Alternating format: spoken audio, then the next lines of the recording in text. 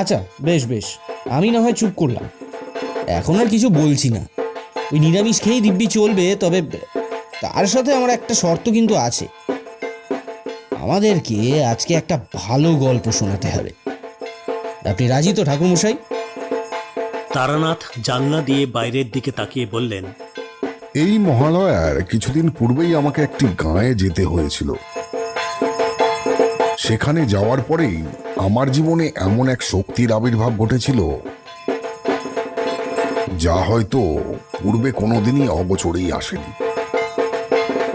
আবার এটাও বলতে পারো, ওখানে না পৌঁছলে হয়তো আমি কোনোদিন সেই শক্তির প্রভাবকে আন্দাজি করতে পারতাম না।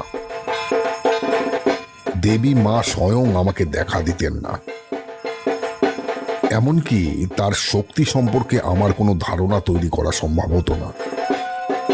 এই সকল বিষয়ে আমার একটা পূর্ব ধারণা ছিল ঠিকই, তবে সেদিনের ওই অনুভূতির কথা আমার আজও মনে আছে।